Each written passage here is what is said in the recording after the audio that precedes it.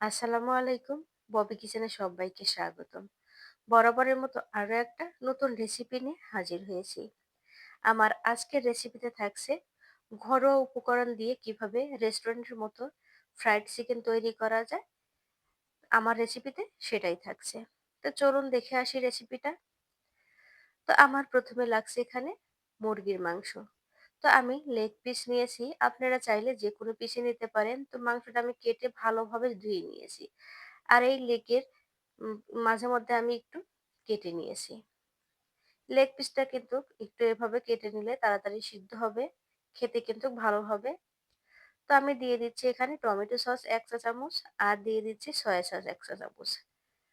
সসে যেহেতু লবণ থাকে, তাই লবণটা অবশ্যই পরিমাণ মতো দিতে হবে। তো এরপর আমি দিয়ে দিচ্ছি রসুনের গুঁড়া 1/2 চা চামচেরও কম এবং আদার গুঁড়ো দিয়ে দিচ্ছি 1/2 চা চামচের কম। এখানে আপনারা চাইলে কিন্তু বাটা মসলাটা ব্যবহার করতে পারেন। দিয়ে দিচ্ছি আমি ধনিয়া গুঁড়া 1/2 চা চামচ এবং জিরার গুঁড়া 1/2 চা চামচ। এরপরে দিয়ে দিচ্ছি আমি এখানে ম্যাগি মসলা। ম্যাগি মসলা দিলে কিন্তু এটা খেতে খুবই ভালো লাগে। আর এখানে আমার আরেকটা উপকরণ দেয়া আছে যেটা আসলে ভিডিওতে দেখানো হয়নি। তো এখানে আমি মরিচের গুঁড়ো দিয়েছি 1/2 চা চামচ। অবশ্যই মরিচের গুঁড়োটা দেওয়ার চেষ্টা করবেন। আর এটা দিয়ে ভালোভাবে আমি হাত দিয়ে মেখে রেখেছি। তো এটা রেস্টে রেখে দেবো আমি 15 মিনিটের জন্য। তো এরপর আমি একটা প্লেটে নিয়ে নিয়েছি ময়দা। তো আমি এখানে 1.5 কাপ ময়দা নিয়েছি। দিয়ে দিচ্ছি 1/2 চা চামচ জিরের গুঁড়ো এবং 1/2 চা চামচ ধনিয়া গুঁড়া। দিয়ে দিচ্ছি 1/2 চা চামচ আদার গুঁড়ো এবং 1/2 চা চামচ রসুনের গুঁড়া। দিয়ে দিচ্ছি আমি এখানে ধনিয়ার গুঁড়াটা একটু কম হয়েছিল, তো আমি আরেকটু বাড়িয়ে দিলাম। এরপরে দিয়ে দিলাম আমি নুডলসের মসলা। তো এটা দিলে কিন্তু খেতে খুবই ভালো লাগে। আর দিয়ে দিলাম আমি মরিচের গুঁড়া ১ চা চামচ আর স্বাদ মতো লবণ। তো আমি সমস্ত উপকরণগুলো ভালোভাবে মিশিয়ে নিচ্ছি। তো এটা খুব ভালোভাবে মিশিয়ে নিতে হবে। তো এটা মেশানোর পরে আমি পানি দিয়ে ক্রাঞ্চ তৈরি করে নেব। তো আমি অল্প অল্প করে পানি দেব এবং হাত দিয়ে নেড়ে নেড়ে এভাবে ক্রাম্স তৈরি করে নেব।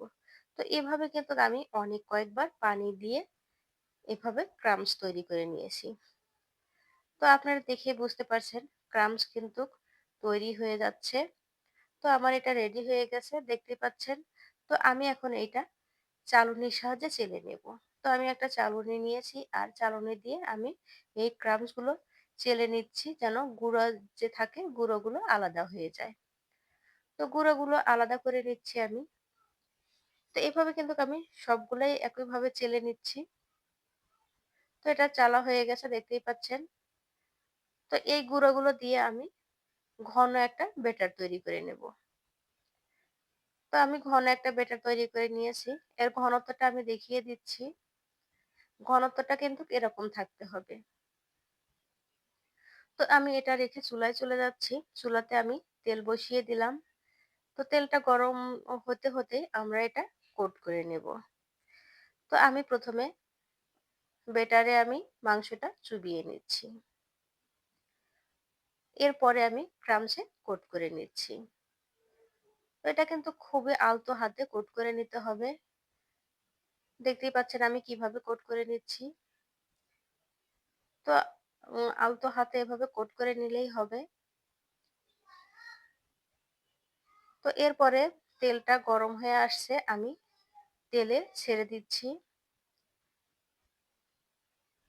তো আমি সবগুলো মাংসই কিন্তু একইভাবে কোট করে নিয়েছি এবং তেলে দিয়ে দিচ্ছি। আর এটা ভাজার সময় অবশ্যই প্রথমে চুলার জালটা একটু বাড়িয়ে নিতে হবে এবং ১ মিনিট পরে চুলার জালটা কমিয়ে দিতে হবে। আর এটা অবশ্যই কমিয়ে ভাজতে হবে। তাহলে উপরটা ক্রিস্পি হবে এবং ভেতরটাও জুসি জুসি থাকবে। তো আমি এখানে একটা কাজ ভুল করেছি। তো এটা কিন্তু ডুবো তেলে ভাজলে খুবই ভালো হয়।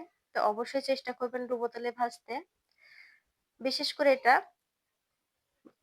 এর যে ফ্রাই প্যান বা যে কড়াইতে ভাজবেন তলানিযুক্ত কড়াইতে ভাজবেন যাতে মাংসটা ডুবে থাকে।